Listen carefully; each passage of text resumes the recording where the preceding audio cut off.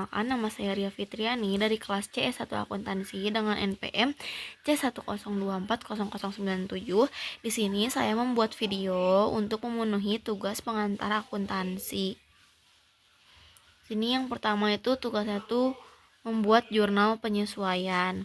Yang pertama tuh ada beban depresi gedung adalah $10.000 dan beban depresiasi peralatan $9.000.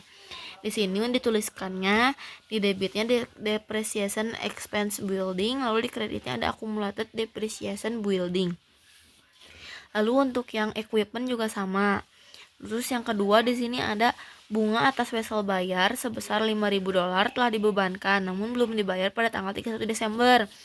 Ditulisnya untuk di debitnya ada interest expense, terus di debitnya ada notes payable.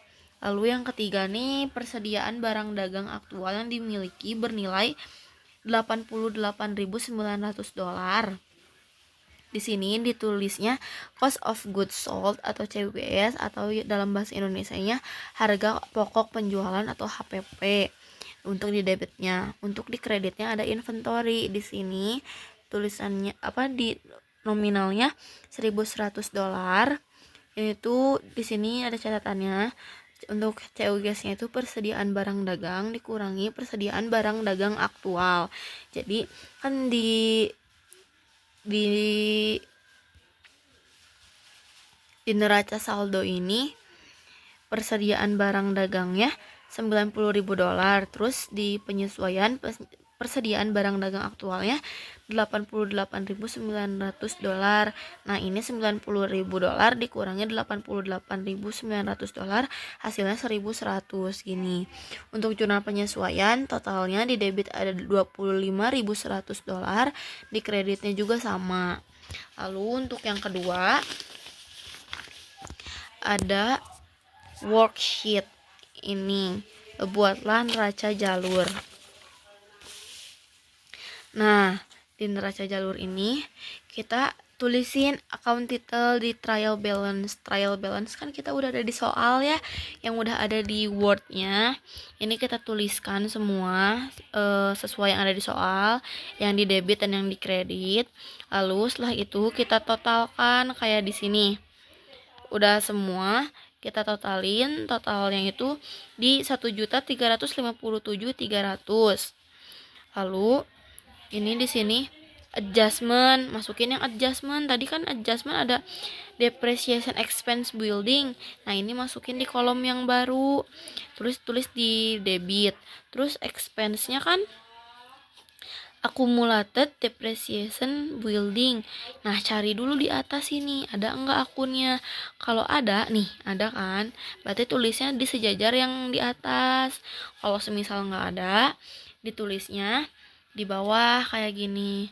Nah, yang adjustment ini juga sama, kita totalkan. Totalnya 25.100.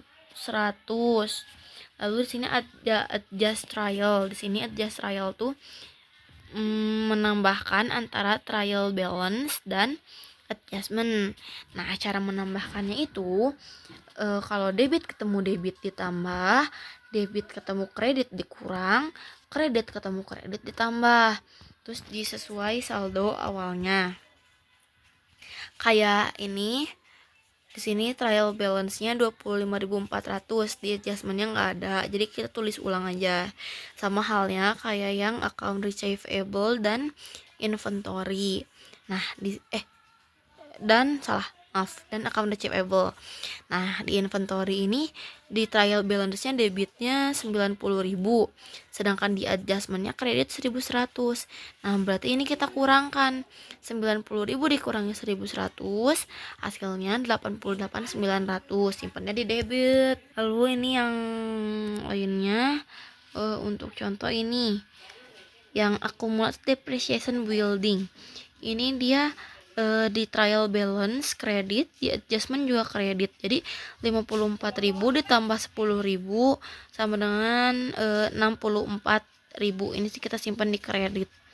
Ini seterusnya sama kayak gini. Kredit ditambah kredit ditambah kayak gini, udah sampai ke bawah kayak gitu. yang adjust trial juga di sini. Setelah itu kita jumlahkan dengan jumlahnya 1.381.300.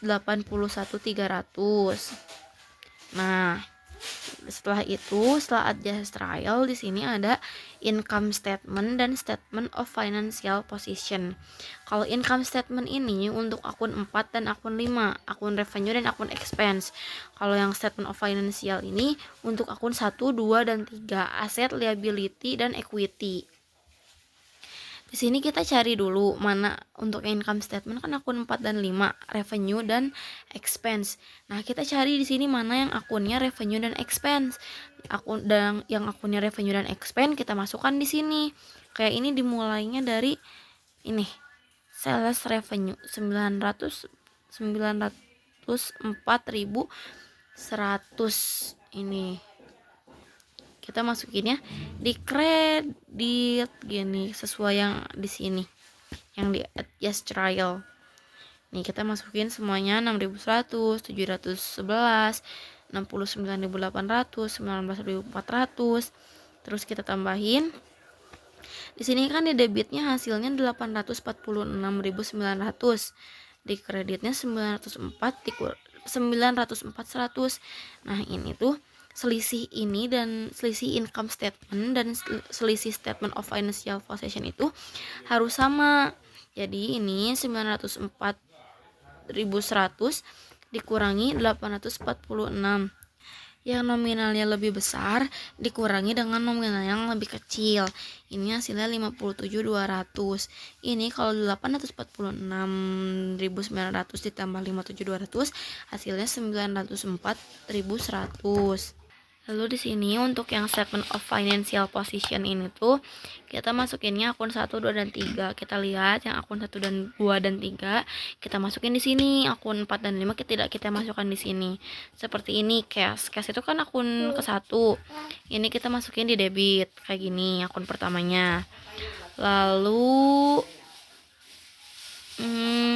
ini notes payable. Payable ini kan masuknya liability. Ini dia masuknya akun kedua. Jadi ini kita masukin ke sini. Terus udah. Oh ini satu lagi. Ini kapital. Kapital ini kan modal. Modal ini kan masuknya ke equity. Nah, equity kita masukin ke statement of financial position. Ini juga kita tambahkan. Kita tambahkan. Di debitnya ada 534.400, di kreditnya 477.200. Ini nominal yang lebih besar dikurangi nominal yang lebih kecil, hasilnya 57.200. Hasilnya 534.400 kayak gitu. Selanjutnya kita akan ke laporan keuangan. Di laporan keuangan yang pertama di sini ada income statement. Ini perbedaan laporan keuangan antara perusahaan jasa dan perusahaan dagang. Kalau perusahaan jasa itu kita di sininya bukan sales revenue tapi service revenue, dan tidak ada sales discount, tidak ada COGS, tidak ada beginning inventory kalau di perusahaan jasa. Kalau di perusahaan dagang kita ini ada. Di sini sales revenue-nya 904.900, sales diskonnya 6.100. Ini dikurangi jadi net sales-nya $898.000. Untuk COGS-nya ini beginning inventory-nya tidak diketahui, jadi ditulis 0. Net purchase juga sama, ending inventory-nya juga sama. Untuk COGS kan diketahui tadi 711.000 ya. Ini net sales dikurangi COGS, itu tuh gross profit, laba kotornya $187. Lalu untuk hitung juga expense-nya itu ditulis semua, kayak gini, ditotalin nih. Total expense itu 129.800. Nah, tadi yang gross profit ini dikurangi sama yang total expense adalah hasil laba bersih. Laba bersihnya itu 57.200. Untuk yang selanjutnya Untuk yang selanjutnya ada retained earning statement. Di sini tuh menambahkan net income. Tadi net income di atas 57.200, ya simpan. Terus dikurangi prifnya kita ada di $10.000. Nah, 57.200 ini dikurangi $10.000, jadi retained earning pada 31 Desember itu $47.200. Selanjutnya, kita ke statement of financial position. Nah, di statement financial of position ini, hasil antara aset tuh harus sama dengan equity ditambah liability. Ini di aset, semua akun aset kita masukin, lalu kita tambahkan, dikurangi sama akumulasi depreciation building dan akumulasi depreciation equipment. Hasilnya di $409.000. Sini ada equity tambah liability. Equity-nya nulis beginning capitalnya kan 267.800. Terus tadi retained earning di atas 47.200. Nah, ini ditambahkan hasilnya $315.000. Untuk liability, ini kan notes payable-nya 55.000. Terus account payable 39.000. Ini juga sama ditambahin 94.000. Nah, si total equity ini harus ditambahin sama liability. Jadi 315 ditambah 94.000 sama dengan 409.000. Ini hasilnya sama dengan hasil aset. Kayak gitu.